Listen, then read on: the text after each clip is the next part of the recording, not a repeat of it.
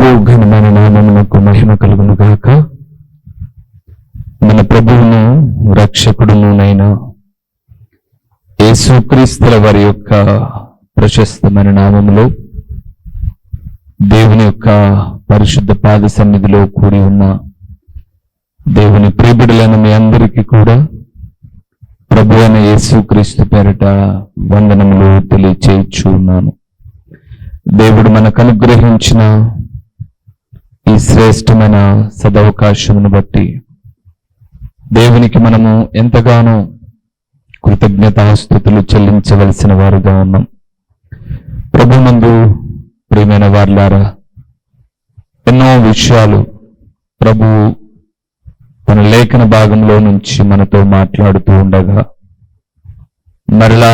మరలా ఈ మాట జ్ఞాపకం చేస్తూ ఉన్నాను. కేవలము వినువారు మాత్రమై ఉండి మనలను మనము మోసపుచ్చుకొనక వాక్య ప్రకారముగా ప్రవర్తించువారుగా ఉన్నట్లయితే దేవుడు అనేకమైన మేలులు చేసేవాడుగా ఉన్నాడు. ఈ దినము రేపు ఒక ప్రాముఖ్యమైన సందేశాన్ని మనము ధ్యానము చేద్దాం.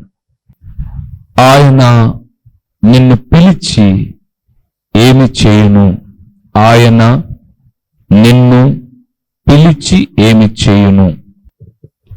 ఈరోజు నా సందేశంలో ప్రాముఖ్యమైన విషయం ఆయన నిన్ను. ఆయన నిన్ను. దేవునిందు ప్రియమైన వారులారా, ఆయన ప్రభు అయిన యేసుక్రీస్తు నిన్ను, మీరు నన్ను అని చెప్పొచ్చు, తప్పేం కాదు. మీకు అర్థం కావడానికి మూలవాక్యాన్ని నేను చదివి వినిపిస్తాను. మార్కు రాసిన సువార్త 10వ అధ్యాయము 49వ వచనాన్ని ఒకసారి మనం చూద్దాం. మార్కు రాసిన సువార్త 10వ అధ్యాయము 49వ వచనాన్ని చూద్దాం. అప్పుడు యేసు నిలిచి వానిని పిలువుడని చెప్పగా వారా గుడ్డివానిని పిలిచి ధైర్యము తెచ్చుకును, ఆయన నిన్ను పిలుచుచున్నాడు, లెమ్మని వానితో చెప్పిరి. ప్రభునందు ప్రియమైన వారులారా, యేసు ప్రభుల వారు యెరికో పట్టణము గుండా వెళ్తూ ఉన్నాడు. అక్కడ రాయబడ్డటువంటి మాటను మనం చూస్తే, తీమయి అనబడే ఆ వ్యక్తి యొక్క కుమారుని పేరు భర్తిమయి. తండ్రి పేరు తీమయి, కుమారుడి పేరు భర్తిమయి.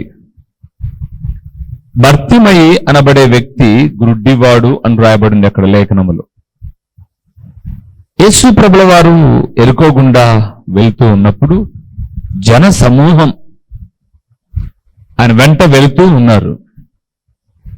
ఈ గ్రుడ్డివాడు, ఏంటండి ఇక్కడంతా శబ్దము, కళ్ళైతే లేవు కానీ వినికిడి బాగా ఉంది. అటువైపు మాట్లాడుకుంటూ గుంపులుగా వెళుతున్నటువంటి వారి సంభాషణలను విన్నాడు, చూడకపోయినా. ఇక్కడ ఏదో జరుగుతుంది అని గ్రహించి, ఏమైంది, ఏంటి ఇక్కడ అని ఎవరినో అడిగాడు. నజరేయుడైన యేసు ఈ దారి గుండా వెళ్తున్నాడు అని చెప్పారు ఆ గ్రుడ్డివాడికి.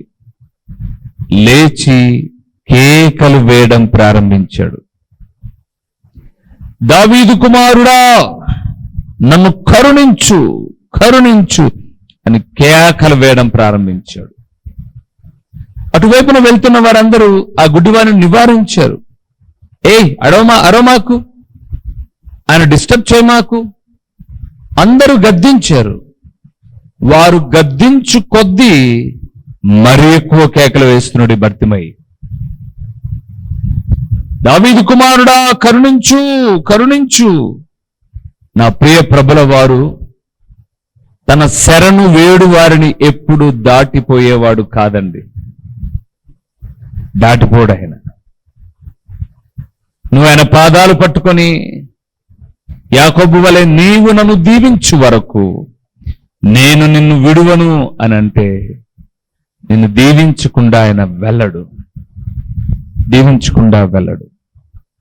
ఆంధ్ర క్రైస్తవ కీర్తనలో అద్భుతకరమైన మాట, పాటగా రాశారు భక్తులు. నిన్ను నేను విడువను దేవా, నీవు నన్ను దీవించు వరకు. అద్భుతకరమైన పాట.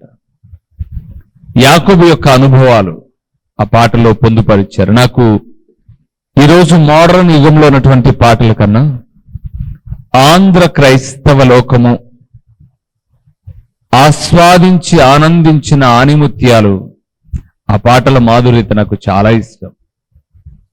దాదాపు 600 పైచిలుకు కలిగిన పాటల్లో నేను చాలా పాటలు పాడతానండి. సరే, ఇక్కడికి వద్దాం. వాడు కరుణించు అని ప్రాధేయపడుతున్నప్పుడు చాలా చక్కగా రాయబడ్డటువంటి మాట ఏంటి? 49వ వచనంలో, యేసు నిలిచి వానిని పిలిచి. భలే ఉంటాయండి రైమింగ్స్ బైబిల్లో. యేసు ప్రభుల వారు నిలబడ్డాడు, కరుణించు అని ప్రాధేయపడుతున్న వాణ్ణి పిలవమని చెప్పాడు. అప్పుడు సమూహం వచ్చి అన్నారు, ఆయన నిన్ను పిలుచుచున్నాడు, ఆయన నిన్ను పిలుచుచున్నాడు. ఈరోజు ఆయన నిన్ను పిలిస్తే ఏం జరుగుతుంది? ఆ రోజు గ్రుడ్డివాని జీవితంలో, లోకములో ఎందరో 800 దరిదాపు 750 పైబడిన కోట్ల జనాభాలో, 800 కోట్ల అంచుకు వెళ్తున్నటువంటి జనాభాలో ఆయన నిన్ను ఏర్పరచుకున్నాడు. చూడండి, నీ కొరకు ఎవరో మొరపెట్టగా నీ వైపు ఆయన దృష్టి నిలిపాడు. చూడు, అందులో గొప్ప కార్యాలున్నాయి. చూద్దామా ఏంటవి? ఆయన నిన్ను అనే మాట నేను మాట్లాడుతున్నాను. కీర్తనల గ్రంథం 91వ కీర్తనలో ఒక 2 విషయాలు చెప్తాను, తర్వాత విషయాలు కొన్ని చెప్తాను. కీర్తనల గ్రంథము 91వ కీర్తన 3వ వచనాన్ని చూద్దాం. వేటగాని ఊరిలో నుండి ఆయన నిన్ను విడిపించును, ఆయన నిన్ను విడిపించును, నాశనకరమైన తెగులు రాకుండా నిన్ను రక్షించును. చాలు ప్రియులారా, ఆయన నిన్ను పిలిచాడు అంటే విడిపించి రక్షించే దేవుడు. ఆయన నిన్ను పిలిచాడు అని అంటే నిన్ను విడిపిస్తాడు. ఎక్కడి నుంచట? వేటగాని ఊరి నుండి. వేటగాని ఊరి నుండి విడిపించి నిన్ను రక్షించే దేవుడు. అవును ప్రియులారా, ఆయన తన దాసుడైన దావీదును పిలుచుకున్నాడు. వేటగాడై వెంటాడుతూ ఉన్నాడండి సౌలు, తన మామ, ఇశ్రాయేలు యొక్క మొదటి రాజు. మీరు బాగా గమనిస్తే దావీదు ఒక్కసారి చిక్కిన చంపేసేవాడు సౌలు.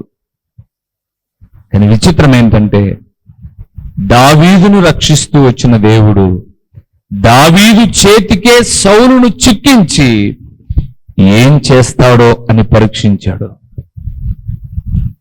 దావీదు అంత వస్త్రపు చెంగును కోసి, అయ్యో అభిషేకించబడిన వాడిని నేను ముట్టకూడదు అంటాడు. దేవునిందు ప్రియమైన వారలారా, అనేక సందర్భాలలో ఆయన పిలిచాడు కాబట్టి. అవునా? మీరు బాగా గమనించి చూడండి, లేఖనం చెప్పిన మాటే. అపోస్తుల కార్యం 3వ అధ్యాయంలో ఆ మాట రాయబడింది. నేను యెషయి కుమారుడైన దావీదును కనుగొంటిని, అతను నా హృదయానుసారుడైన మనుషుడు. నేను కనుగొన్నాను, అతన్ని పిలిచాను. ఎన్నో విపత్కరమైన పరిస్థితులు ఆయనకు ఎదురుగా వచ్చాయి, కానీ నేను అతనిని విడిపించాను, అతనిని రక్షించాను. అంతేనా? 91వ కీర్తనలోనే 11వ వచనాన్ని చూడండి. ఆయన నిన్ను ప్రియులరా నీ మార్గములన్నిటిలో నిన్ను కాపాడుటకు ఆయన నిన్ను గూర్చి తన దూతలకు ఆజ్ఞాపించును. రెండవది ప్రియులరా, ఆయన నిన్ను గూర్చి తన దూతలకు ఆజ్ఞాపించును. యెహోవా యందు భయభక్తులు గల వారి చుట్టూ ఆయన దూత కావలి ఉండి వారిని సంరక్షించును అని 34వ కీర్తన 7వ వచనంలో మనం చూస్తాం. ఆ దూతలు ఎంత శక్తివంతమైనవో హిజ్కియా కాలంలో జరిగిన ఒక సంఘటన మనకు గుర్తు. అష్షూరీయులు హిజ్కియా నివసిస్తున్నటువంటి దేవుని పట్టణాన్ని ముట్టడి వేశారు. అష్షూరీయులు చాలా క్రూరులు ప్రియులారా. సన్హరేబు, రబ్షాకి అనబడేటటువంటి వారు కేకలేస్తున్నారు. మీ దేవుని నమ్ముకొని మీరేమన్నా అతిశయపడుతున్నారా?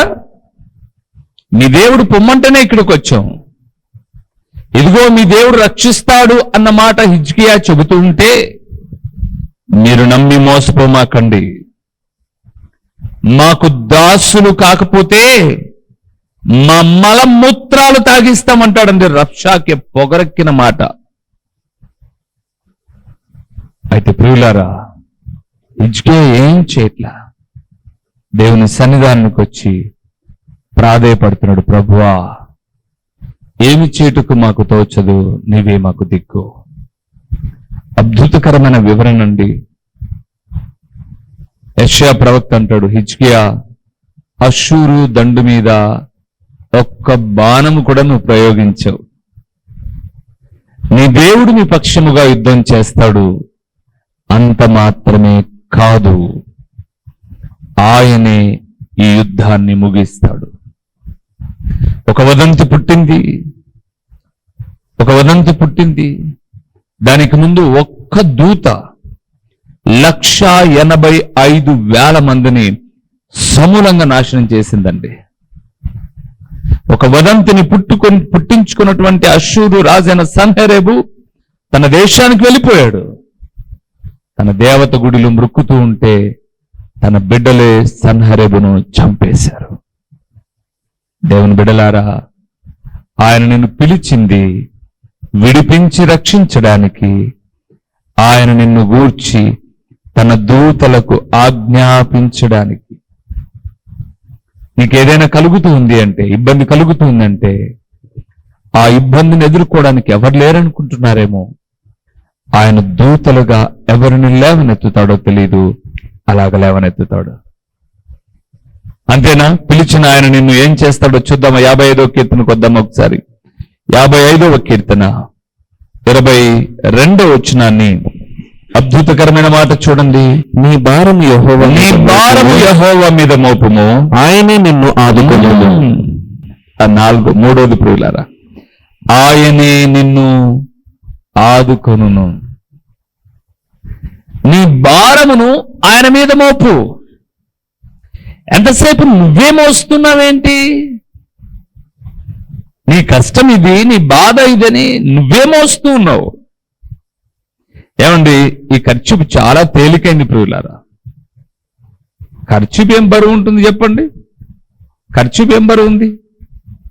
కానీ మీకు ఒక మాట చెప్పమంటారా? ఈ ఖర్చుకు నేను ఇలా తుడుచుకోవడానికి పేపర్ ఎగిరిపోకుండా అలాగ బైబిల్ మీద పెట్టడానికి వాడుకున్నాను. అక్కడ వాడుకున్నంతసేపు పర్లేదు. ఈ ఖర్చుని ఇలాగే పట్టుకున్నాను అనుకోండి, ఏమనిపించదు మొదట్లో. 5 నిమిషాలు, 10 నిమిషాలు, 15 నిమిషాలు, 20 నిమిషాలు అయ్యేసరికి తేలికైన ఈ ఖర్చీపు కూడా నాకు భారం అవుతుంది.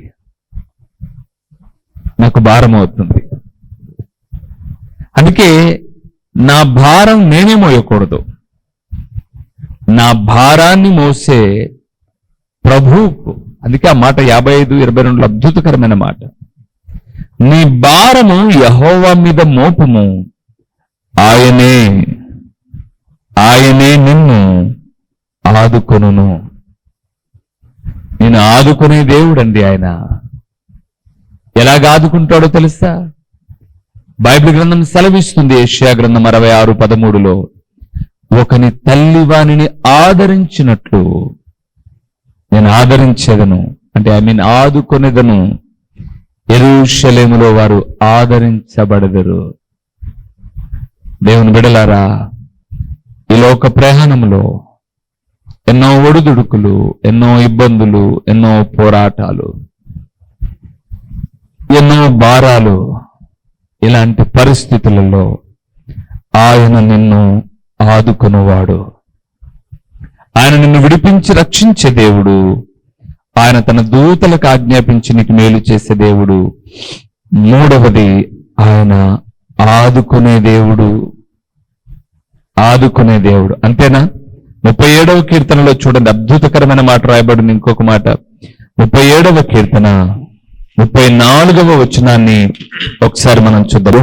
యెహోవా కొరకు కనిపెట్టుకుని ఉండుము, ఆయన మార్గమును ఆయన అనుసరించుము. మార్గమును అనుసరించుము, భూమిని స్వతంత్రించుకొనుటకు భూమిని స్వతంత్రించుకొనున్నట్లు ఆయన నిన్ను హెచ్చించును. ఆయన నిన్ను హెచ్చించును. చాలు ప్రియులారా, ఆయన నిన్ను విడిపించి రక్షించేవాడు, ఆయన తన దూతలకు ఆజ్ఞాపించి నీకు మేలు చేసేవాడు, ఆయన నిన్ను ఆదుకునేవాడు, ఆయన నిన్ను హెచ్చించువాడు. బైబిల్ గ్రంథాన్ని మనం చదివితే ఒకరిని తగ్గించుట, ఒకరిని హెచ్చించుట ఆయన వశములో ఉంది ప్రియులారా. దేవుని సేవకుడు చెప్తాడు ఒక రాజుతో, ఒకరిని నిలబెట్టుటయు పడగొట్టుటయు ఆయన వశమే కదా, ఆయన వశమే. నిన్ను హెచ్చించుట ఆయన వశమే. దావీదుతో అంటాడు, గొర్రెల దొడ్డిలో ఉన్న నిన్ను తీసి ఇశ్రాయేలు మీద రాజుగా చేసినందుకు నా మాట వింటావని. ఆయన నిన్ను హెచ్చించాడు అంతగా. ఏ ఎన్నిక లేని మనం ప్రియులారా, నేను అనుకుంటానండి, ఇలాగ వాక్య ప్రకటన చేయడానికి కానీ, ఇలాంటి వస్త్రాలు వేసుకోవడానికి కానీ నేను అర్హుడను కాదు ప్రియులారా. 2002వ సంవత్సరములో నాకు వివాహమైంది. ఆ రోజు అప్పటికే నేను సేవలో ఉన్నాను కాబట్టి వస్త్రాలే సరిగా లేవండి. నాకు చాలా పేద కుటుంబం మాది. ఆ రోజు నాకు ఏమంటారు, పిల్లనిచ్చే మామ అత్త అంటారు కదా, వారు తీసిచ్చారండి కోటు. వారు తీసిచ్చారు ఈ కోటు. దగ్గర దగ్గర 24 సంవత్సరాలైంది కోటు తీసుకొని. ఆ రోజు సన్నగా ఉండేవాడిని, కొంచెం లూజ్గా ఉంది, ఇప్పుడు కొంచెం ఫిట్ అయింది. నేను అనుకున్నాను, ఆ రోజు కోటు తీసుకున్నాను, పెళ్ళి అయింది. చాలా మంది పెళ్లిలో కోటు సూట్ వేసుకుంటారు కదండి, తర్వాత ఇంకెప్పుడు దాన్ని యూజ్ చేయరు, ఎక్కడ యూజ్ చేయరు. నేను అలాగే అనుకున్నాను. పెళ్ళి అయిపోయింది, కోటు తీసి పక్కన పెట్టాం. ఇంకెక్కడ వేసుకోవాలి కానీ సువార్త ప్రకటనలో ఆయా ప్రదేశాలకు వెళ్తూ ఉన్నప్పుడు మొదటి రోజు, రెండవ రోజు మామూలుగా షర్ట్స్ వేసుకుని కలర్ ఏదైనా, మూడో రోజు ఏదో ఒక వైట్ షర్ట్ వేసుకుని దాని మీద కోట్ వేసుకొని చాలా ఆనందపడేవాడిని. ఇలాంటి కోటు ఒకటైనా కుట్టించుకోగలనా అనుకున్నానండి నేను. దేవుని పిల్లలు ఎందరో. ఒకరోజు ఒకన్నా, నిజం చెప్తున్నాను ప్రియులారా, ఒకన్నా ఒక టీవీ మెకానిక్ ఆయన, బ్రదర్ మీరు మొన్న మీటింగ్ లో స్టేజ్ మీద ఒక కోట్ వేసుకున్నారు, చాలా సంతోషపడ్డాను. ఇంకో ఊర్లో మీటింగ్ జరిగేటప్పుడు కూడా అదే కోట్ వేసుకున్నారే అన్నాడు. ఉన్నది ఒకటే అన్నా, ఇంకేం చేయమంటావు అన్నాను. బ్రదర్ నాకు కూడా పెళ్ళెప్పుడు కోటు పెట్టారు, షూట్ పెట్టారు. నేను ఇంకా ఆ రోజు వేసుకున్నాను, తీసి పక్కన పెట్టేశాను. మీకు ఇస్తాను వేసుకుంటారా అన్నాడు. అయ్యో అన్నా ప్లీజ్ ఇవ్వండి అన్నా. ఎక్కువ తక్కువ నా మాదిరే వెయిట్ ఉండేవాడు, లావుగా పెద్దగా ఉండేవాడు కాదు. ఆ కోటు తీసుకున్నాను, అది కొంచెం లూజ్గా అనిపించింది నాకు. దాన్ని మళ్ళా వేరే ఒక టైలర్ దగ్గరికి వెళ్ళి కొన్ని స్టిచ్చెస్ వేయించి టైట్గా ఉండడానికి అప్పటికి 2 కోట్లు అయ్యాయి. తర్వాత ప్రభునందు ప్రియులారా, సోషల్ మీడియా, ఫ్లిప్కార్ట్, అమెజాన్, ఇందులో ఎప్పుడైనా ఎవరైనా బ్రదర్ ఒక డ్రెస్ తీసుకోండి అని ఒక 2000 3000 ఇస్తే దానికి సరిపడా ఇప్పుడు నేను వేసుకునే షూట్స్ అన్ని కూడా 1500 2000, లీస్ట్ అంటే 2500 లోపే. 2500 దాటినటువంటి షూట్ ఒకటి కూడా నా దగ్గర లేదు. అవి ఫంక్షన్ కు అద్భుతకరంగా ఏముండవు, కానీ షూటింగ్ లో మాత్రం, అంటే ఇలాగ కెమెరా ముందు నిలబడ్డప్పుడు మాత్రం చాలా అద్భుతకరంగా ఉంటాయి. అలాంటివి చాలా తీసుకోవడానికి ప్రభు సహాయం చేశాడు. అయితే నేను ఒక మాట అంటాను, కోట్ వేసుకుంటే నన్ను నిలబెట్టుకోరు కదా స్టేజి మీద. కానీ ఆయనే నన్ను హెచ్చించి రాజుల ఎదుట నిలబెట్టాడండి. ఉభయ రాష్ట్రాలకు వైఎస్ రాజశేఖర రెడ్డి గారు ముఖ్యమంత్రిగా ఉండేవారు. ఒక అనాథాశ్రమంలో పాస్టర్గా వెళ్ళాను నేను. ఆయన కుమార్తె నడిపించేది అనాథాశ్రమం. నేను చెప్పే వాక్యము ఆ కుటుంబానికి నచ్చినప్పుడు చాలా పర్యాయములు ఆయన ముఖ్యమంత్రిగా ఉన్నప్పుడు, చిన్న వయసు నాది 29-30 లోపే, అప్పుడు నన్ను వేదిక మీద నిలబెట్టించి వాక్యము చెబితే చాలా పర్యాయములు ముఖ్యమంత్రి గారు, ఆయన కుమారుడు, కుమార్తె, అల్లుడు వారందరూ విన్నారు దేవుని వాక్యాన్ని. అలాగే హెచ్చించినది ఆయనేనండి. నన్ను ఎవరో రికమెండ్ చేసి హెచ్చించలా. ఈ అబ్బాయి బాగా వాక్యం చెప్తాడు, ఈ అబ్బాయిని వాడుకోండి అని ఎవరు చెప్పలా. ఆయనే నన్ను హెచ్చించాడు. ఆయనే నన్ను హెచ్చించాడు. ఈరోజు నేను జ్ఞాపకం చేస్తున్నాను, ఆయనే నిన్ను కూడా హెచ్చించే దేవుడు. ఆయనే నిన్ను కూడా హెచ్చించే దేవుడు. అంతేనా? ఆయన ఏం చేస్తాడో మాట చెప్పమంటారా? ద్వితీయోపదేశకాండం 31వ అధ్యాయము 8వ వచనాన్ని చూడండి. నడుచువాడు యెహోవా, ఆయన నీకు తోడయుండును. ఆయన నిన్ను విడువడు, నిన్ను ఎడబాయడు. భయపడకుము, విస్మయమొందకుమని ఇశ్రాయేలీయులందరి ఎదుట అతనితో చెప్పెను. ఆయన నిన్ను రక్షించి తన దూతలకు ఆజ్ఞాపించి నిన్ను ఆదుకొని నిన్ను హెచ్చించి నడిపించే దేవుడు. నిన్ను విడువడు, ఎడబాయడు. కొంతమంది నాతో పాటు ఉంటామన్న వాళ్ళందరూ నన్ను వదిలేసి వెళ్ళిపోయారండి. మధ్యలో చివరిదాకా మీతో పాటు నడుస్తాం సేవలో అన్నారు, లేరు. ప్రాణం పోయేదాకా సంఘంలో ఉంటామన్నారు, లేరు.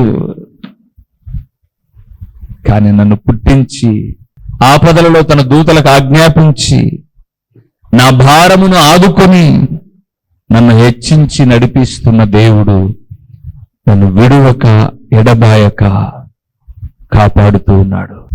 అందుకే బైబిల్ గ్రంథంలో అద్భుతకరమైన మాట రాయబడింది. కీర్తనాకారుడు అంటాడు, నా తల్లిదండ్రులు నన్ను విడిచినను యెహోవా నన్ను చేరదీయును. ఈ లోకంలో కాలక్రమేణ ప్రియులారా, ఎవరైనా ఈ వాక్యమనే వారు ప్రకటించిన ఎవరెవరో మనకున్నారనుకుంటాం. కానీ కాలక్రమేణా వారో మనము వెనక ముందు వెళ్ళిపోవచ్చు. కానీ ఆయన మరణం వరకు నడిపించే దేవుడు, సదాకాలము మనతో ఉండే దేవుడు, విడువని దేవుడు.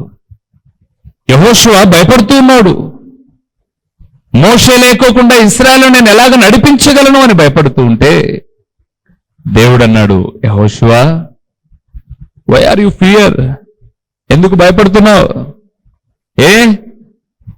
మోషే కొంతకాలమే నడిపించింది, నీ జీవిత కాలం అంతా నిన్ను విడువను, ఎడబాయను అన్నాడు. ప్రియులారా, ఈరోజు వాక్యమైన దేవుని ప్రియబిడ్డలారా, ఓ తల్లి, కుటుంబ యజమానుడు లేడు, పిల్లలు లేరు, ఎవరెవరో వారి వారి కుటుంబాల్లో దూరంగా ఉన్నాను, ఒకదాన్నే ఉన్నాను, ఒక్కనే ఉన్నాను, ఒంటరైపోయాను, తోడుగా ఉంటా ఉన్న వాళ్ళందరూ విడిచిపెట్టారు అనుకుంటున్నావా? ఆయనను మొరపెట్టు, భర్తిమయ్య వలె, దావీదు కుమారుడా నన్ను కరుణించు అని కేకలు వేశాడండి భర్తిమయ్యి. ఆయన రక్షించాడు,